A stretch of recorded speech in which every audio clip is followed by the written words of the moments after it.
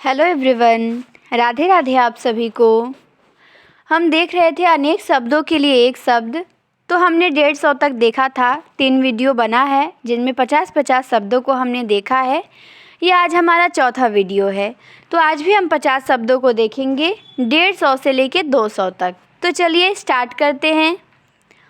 पहला हमारा है, ये आप लोगों को बहुत बेनिफिट देगा। आप लोगों ने देखा भी होगा, प्रैक्टिस सेट में यहीं से सब आ रहे हैं। तो आपको ये ध्यान देना है कि भारतवर्ष का उत्तरी भाग के लिए एक शब्द क्या होगा। भारतवर्ष का उत्तरी भाग के लिए एक शब्द तो आर्यावर्त होगा। क्या होगा? आर्यावर्त। भारतवर्ष के उत्तरी भाग को एक शब्द में हम आर्यावर्त कहते हैं। फिर है हमारा अगला, घर के सामने का मंच। घर के सामने का मंच के लिए एक शब्द आलिंद कहते हैं। उसे हम क्या कहते हैं? तो आलिंद कहते हैं। घर के सामने के मंच को आलिंद कहते हैं। फिर है हमारा 153 नंबर का कि वह चीज़ जिसकी चाह हो। वह चीज़ जिसकी चाह हो उसे क्या कहेंगे? तो उसे हम इच्छित कहेंगे। इच्छित मतलब हमें उसकी चाह है। फिर है हमारा अगला, जो इंद्रियों से परे हो। जो इंद्रियों से परे हो उसके लिए एक शब्द तो जो इंद्रियों से परे हो उसे हम इंद्रियातीत कहते हैं। क्या कहते हैं? तो इंद्रियातीत। फिर 155 नंबर का कि जिसे आश्वासन पर विश्वास हो। जिसे किसी बात का आश्वासन दिया गया हो और उस आश्वासन पे उसे विश्वास हो उसे हम आश्वास्त कहते हैं। क्या कहते हैं? तो आश्वास्त। फिर है जो मृत्यु के समीप हो। जो मृत्यु के समीप हो उसके लिए एक शब्द तो उसे हम मरणासन्न या आसन्न मृत्यु कहेंगे। क्या कहेंगे? तो मरणासन्न या आसन्न मृत्यु। फिर है हमारा 157 नंबर का इत्यलम। इत्यलम किसे कहते हैं? तो इत्यलम का अर्थ होता है इतना ही पर्याप्त है। इतना ही पर्याप्त है के लिए एक शब्द है इत्यलम। इतना ही पर्याप्त है के लिए एक शब्द क्या है? तो इत्यलम है। फिर है अगला कि इंद्रियों को वश में करने वाला।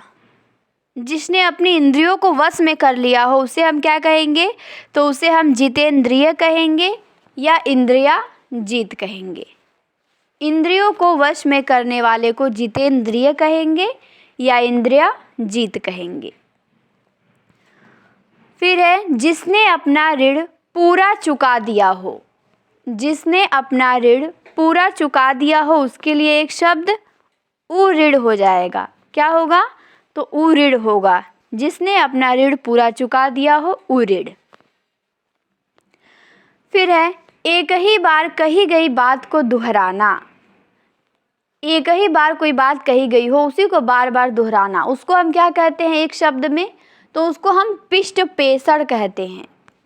एक बार कही गई बात को दोहराना को हम एक शब्द में पिष्ट पेषण कहते हैं। क्या कहते हैं? तो पिष्ट पेषण। फिर है 161 नंबर का कि बार बार कही गई बात। एक बार कही गई बात को दोहराने को हम पिष्ट पेषण कहते हैं, लेकिन बार बार कही गई बात को हम क्या कहते हैं? पुनरुक्ति कहते हैं। पुनरुक्ति। तो पुनरुक्ति और पिष्ट पेषण में आपको ध्यान देना है। फिर है प्राचीन इतिहास का ज्ञाता। प्राचीन इतिहास का ज्ञाता के लिए एक शब्द क्या होगा? तो इसके लिए एक शब्द होगा पुरातत्ववेत्ता। प्राचीन इतिहास का ज्ञाता के लिए एक शब्द हो जाएगा पुरातत्ववेत्ता। तो ये ध्यान देना है। फिर है हमारा पहले कहा गया कथन। पहले कहा गया कथन के लिए एक शब्द तो पूर्वोक्त हो जाएगा। पहले कहा गया कथन के लिए एक शब्द क्या होगा? तो पूर्वोक्त हो जाएगा। पूर्वोक्त। फिर 164 नंबर का कि जो पूछने योग्य हो। जो पूछने योग्य हो उसे क्या कहेंगे एक शब्दों में? तो उसे हम कहेंगे पृष्ठव्य। जो पूछने योग्य हो उसे हम एक शब्दों में पृष्ठव्य कहते हैं। ये पेपर में पूछा जाता है कि जो पूछने योग्य हो उसके लिए एक शब्द बताइए, तो पृष्ठव्य कहेंगे। पहले कहा गया कथन पूर्वोक्त है। प्राचीन इतिहास का ज्ञाता पुरातत्ववेत्ता है। चलिए अगला है हमारा, अच्छा ये रिपीट हो गया है पेज, 1 मिनट, ये पेज रिपीट हो गया है, आगे आते हैं।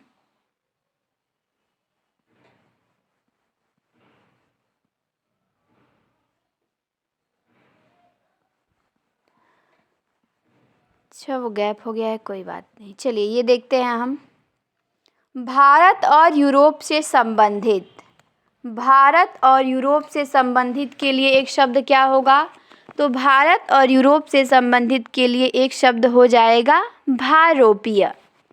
क्या हो जाएगा, तो भारोपीय हो जाएगा। फिर है भाग्य पर भरोसा करने वाला, भाग्य पर भरोसा करने वाला के लिए एक शब्द, तो भाग्यवादी हो जाएगा। भाग्य पर भरोसा करने वाला के लिए एक शब्द क्या होगा, भाग्यवादी।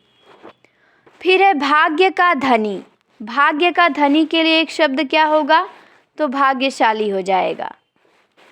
फिर है जो भविष्य में निश्चित रूप से होने वाला हो उसे क्या कहेंगे एक शब्द में, तो उसे हम कहेंगे भवितव्य। जो भविष्य में निश्चित रूप से होने वाला हो उसे हम क्या कहेंगे, भवितव्य कहेंगे। फिर है कि भय के कारण बेचैन, भय के कारण कोई बेचैन है तो उसे एक शब्द में क्या कहेंगे, भयाकुल। भयाकुल व्यक्ति मतलब भय के कारण बेचैन है वो व्यक्ति, तो उसे हम भयाकुल कहेंगे। फिर है अगला हमारा, जो बुद्धि द्वारा जाना जा सके, जो बुद्धि द्वारा जाना जा सके उसके लिए एक शब्द क्या होगा, तो उसके लिए एक शब्द हो जाएगा बोधगम्य। जो बुद्धि द्वारा जाना जा सके उसे एक शब्दों में क्या कहेंगे, बोधगम्य कहेंगे। फिर है हमारा अगला कि भोजन करने की इच्छा, भोजन करने की इच्छा के लिए एक शब्द क्या होगा, तो बुभुक्षा हो जाएगा। भोजन करने के लिए इच्छा के लिए एक शब्द हमारा बुभुक्षा। फिर है अगला कि जो अनेक रूप धारण करता है, जो अनेक रूप धारण करता है उसे एक शब्दों में क्या कहेंगे, तो उसे हम एक शब्दों में बहरूपिया कहेंगे। जो अनेक रूप धारण करता है उसे एक शब्द में बहरूपिया कहते हैं। जो बहुत भूखा हो, जो बहुत भूखा हो उसे एक शब्द में क्या कहेंगे, तो उसे हम कहेंगे बुभुक्षित। बुभुक्षित, भोजन करने की इच्छा के लिए एक शब्द बुभुक्षा होगा, लेकिन जो बहुत भूखा हो उसके लिए एक शब्द हो जाएगा बुभुक्षित।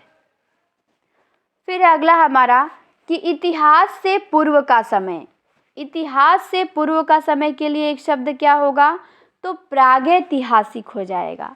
प्रागैतिहासिक का अर्थ होता है इतिहास से पूर्व का समय। फिर हमारा अगला है कि दो व्यक्तियों के मध्य परस्पर होने वाली बातचीत, दो व्यक्तियों के मध्य परस्पर होने वाली बातचीत को एक शब्द में क्या कहते हैं, तो कथोपकथन कहते हैं। ये ध्यान देना है, कथोपकथन किसे कहते हैं, तो दो व्यक्तियों के मध्य परस्पर होने वाली बातचीत को हम कथोपकथन कहते हैं। फिर हमारा अगला है कि जो कटु बोलता हो उसे क्या कहेंगे एक शब्द में, तो जो कटु बोलता हो उसे हम एक शब्दों में कटुभाषी कहते हैं। क्या कहते हैं, कटुभाषी। जो मधुर बोलता हो उसे क्या कहते हैं एक शब्द में, तो जो मधुर बोलता है उसे हम एक शब्द में मधुभाषी कहते हैं। फिर 199 नंबर का कि कष्टों या कांटों से भरा हुआ, कष्टों या कांटों से भरा हुआ के लिए एक शब्द क्या हो जाएगा, तो कंटकाकीर्ण हो जाएगा। कष्टों या कांटों से भरा हुआ के लिए एक शब्द कंटकाकीर्ण। फिर है अगला आकाश में तारे का टूटना, आकाश में तारे का टूटना के लिए एक शब्द क्या हो जाएगा, तो आकाश में तारे का टूटना के लिए एक शब्द उपलव हो जाएगा। आकाश में तारे का टूटना को क्या कहते हैं? एक शब्दों में उपलव कहते हैं। फिर है हमारा अगला कि जिसका ऊपर कथन किया गया हो, जिसका ऊपर कथन किया गया हो या फिर दिया गया हो, उसे क्या कहेंगे एक शब्द में? तो उपयुक्त कहते हैं। कहते हैं ना उपयुक्त कथन, मतलब ऊपर दिया हुआ कथन। फिर है अगला कि जिसकी दो में निष्ठा हो, मतलब किसी भी व्यक्ति की दो चीज़ों में निष्ठा हो, तो उसे क्या कहेंगे हम? उभयनिष्ठ कहेंगे। जिसकी दो में निष्ठा हो उसे हम उभयनिष्ठ कहेंगे। फिर है छाती पर घाव, ये भी मोस्ट है। छाती पर घाव, इसके लिए एक शब्द क्या हो जाएगा? तो उर्छत हो जाएगा। ये मोस्ट है, इसे आप लोग ध्यान देंगे कि छाती पर घाव के लिए एक शब्द उर्छत हो जाएगा। क्या होगा? तो उर्छत। और जो छाती के बल चलता हो उसके लिए एक शब्द क्या होगा? तो जो छाती के बल चलता हो उसके लिए एक शब्द हो जाएगा उरग। जो छाती के बल चलता है उसे क्या कहेंगे? उरग कहेंगे। और छाती पर जो घाव होता है उसे हम उर्छत कहते हैं। फिर है शिव की जटाएं। शिव की जटाएं को हम एक शब्द में क्या कहेंगे?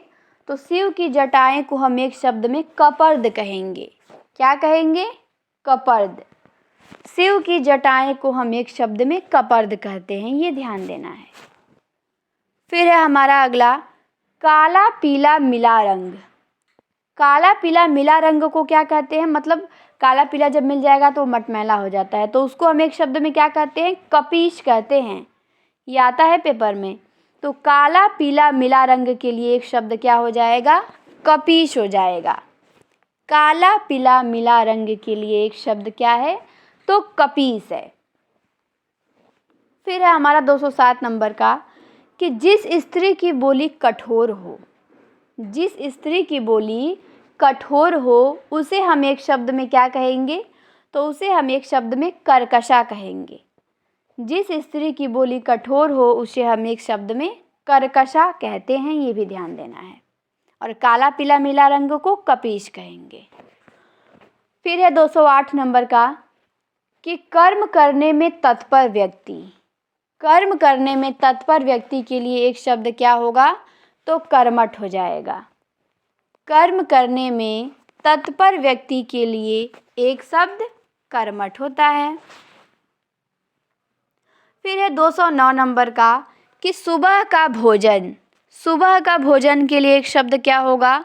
तो सुबह का भोजन के लिए एक शब्द हो जाएगा कलेवा या फिर नाश्ता।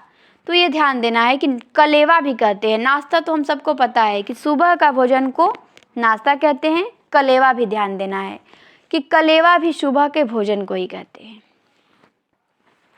फिर है 210 नंबर का कि जो कल्पना से परे हो उसके लिए एक शब्द क्या होगा? तो जो कल्पना से परे हो उसके लिए एक शब्द हो जाएगा कल्पनातीत। जो कल्पना से परे हो उसके लिए एक शब्द क्या हो जाएगा? कल्पनातीत। तो जो चीज़ भी परे होती है ना उसके अंत में तीत लग जाता है, तो ये आपको ध्यान देना है। कल्पना से परे हो तो कल्पनातीत हो जाएगा। ठीक, तो आज हम 210 तक ही देखेंगे, फिर अगले वीडियो में हम इसके आगे का भाग देखेंगे।